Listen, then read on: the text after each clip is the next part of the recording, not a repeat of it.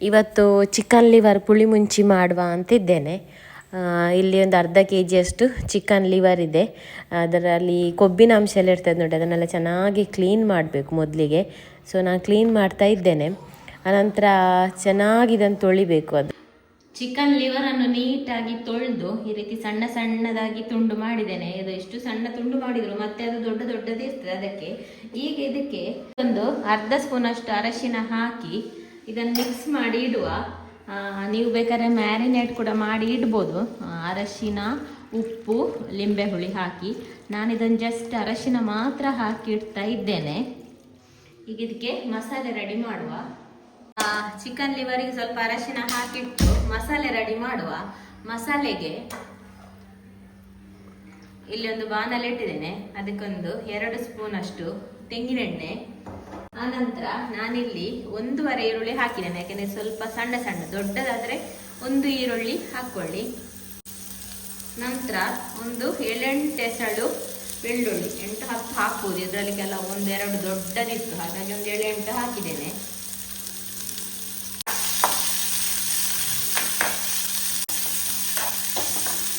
ಇದೊಳ್ಳೆ fry ಆಗಲಿ. ಇಷ್ಟು fry ಆಗುವಾಗ, ಇಷ್ಟು ಕೆಂಪಾಗುವಾಗ ಇದನ್ನು ತೆಗೆದಿಡುವ. ಅದೇ ಬಾಣಲೆಗೆ, ಅದರಲ್ಲಿ ಎಣ್ಣೆ ಪಸೆ ಇರ್ತದಲ್ಲ, ಅಷ್ಟು ಎಣ್ಣೆ ಪಸೆ ಸಾಕು. ಅದಕ್ಕೆ ಒಂದು ಅರ್ಧ ಸ್ಪೂನ್ ಅಷ್ಟು ಕಾಳು ಮೆಣಸು, ಅನಂತರ ಒಂದು ಸ್ವಲ್ಪ 10-15 ಬೀಜ ಮೆಂತೆ, ಹಾಗೇನೆ ಒಂದು ಸ್ಪೂನ್ ಅಷ್ಟು ಕೊತ್ತಂಬರಿ, ಒಂದು ಅರ್ಧ ಸ್ಪೂನ್ ಅಷ್ಟು ಜೀರಿಗೆ. ಇದು ಜಾಸ್ತಿ ಕಪ್ಪಾಗಬಾರ್ದು. ಇದನ್ನು ಕೂಡ ತೆಗೆದು ಸೈಡಿಗೆ ಇಡುವ ಇದರಲ್ಲೇ. ಈಗ ಒಂದು 10 ಮೆಣಸಷ್ಟು ಹಾಕ್ತಾ ಇದ್ದೇನೆ. ಯಾಕಂದ್ರೆ ಸ್ವಲ್ಪನೇ ಲಿವರ್ ಇರುದಲ್ಲ, ಅಷ್ಟೇ ಸಾಕು. ಜಾಸ್ತಿ ಇದ್ರೆ ಜಾಸ್ತಿ ಹಾಕಿದ್ರೆ ಆಯ್ತು. ಈಗ ಇದರಲ್ಲಿರುವ ಎಣ್ಣೆ ಪಸೆಯೇ ಸಾಕು, ಎಣ್ಣೆ ಹಾಕಬೇಕು ಅಂತಿಲ್ಲ. ಸ್ವಲ್ಪ ಮೆಣಸು ಕೂಡ ಫ್ರೈ ಮಾಡಿ ತೆಗೆಯುವ. ಈಗ ಒಂದು ಮಿಕ್ಸಿ ಜಾರಿಗೆ ಫ್ರೈ ಮಾಡಿಟ್ಟಂತ ಮಸಾಲೆ,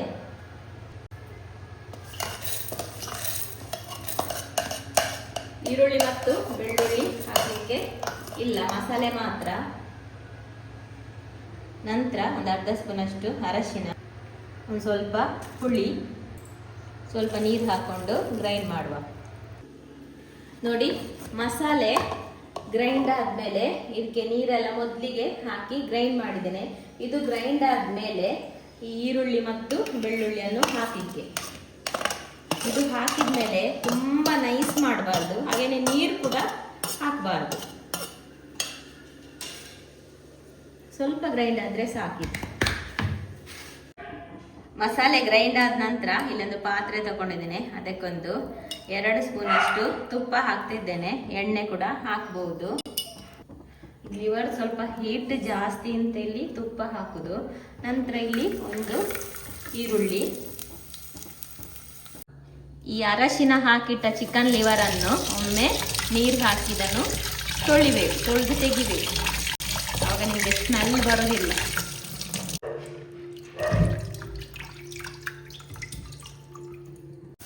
ಈರುಳ್ಳಿ ಫ್ರೈ ಆದ ನಂತರ ತೊಳೆದಿಟ್ಟಂತ ಚಿಕನ್ ಲಿವರ್ ಒಂದು ಮಿಕ್ಸ್ ಕೊಟ್ಟು ಸ್ವಲ್ಪ ಉಪ್ಪು, ಇದು ಮಿಕ್ಸ್ ಮಾಡುವಾಗಲೇ ಸ್ವಲ್ಪ ಬಣ್ಣ ಚೇಂಜ್ ಆಗ್ತಾ ಬರ್ತದಲ್ಲ, ಆವಾಗಲೇ ತಕ್ಷಣ ಗ್ರೈಂಡ್ ಮಾಡಿಟ್ಟಂತ ಮಸಾಲೆ ತುಂಬ ನೈಸಾಗಿ ನಾನು ಮಾಡಲಿಲ್ಲ ನೋಡಿ, ತುಂಬ ನೈಸಾಗಿ ಮಾಡೋದು ಬೇಡ. ಚೆನ್ನಾಗಿ ಒಂದು 2 ನಿಮಿಷ ಇದನ್ನು ಮಿಕ್ಸ್ ಮಾಡುವ. ಒಂದು 2 ನಿಮಿಷ ಮಿಕ್ಸ್ ಮಾಡಿದ ನಂತರ ಮಿಕ್ಸಿ ತೊಳೆದಂತ ಒಂದು ಅರ್ಧ ಕಪ್ಪಷ್ಟು ನೀರು ಸೇರಿಸಿ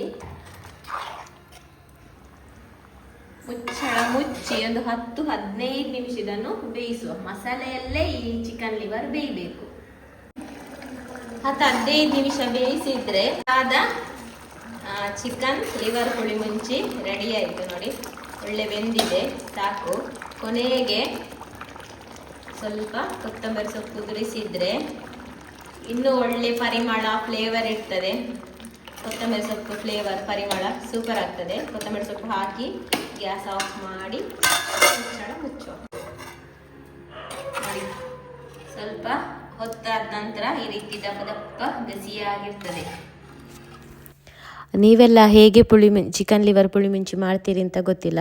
ಒಮ್ಮೆ ಇದೇ ರೀತಿ ಟ್ರೈ ಮಾಡಿ, ಟೊಮೆಟೊ ಎಲ್ಲ ಹಾಕದೆ ಬರೀ ಈ ರೀತಿ ಮಸಾಲೆ ಹಾಕಿ ಲಿವರ್ ಪುಳಿ ಮುಂಚಿ ಮಾಡಿ ನೋಡಿ, ತುಂಬ ಸೂಪರ್ ಆಗ್ತದೆ.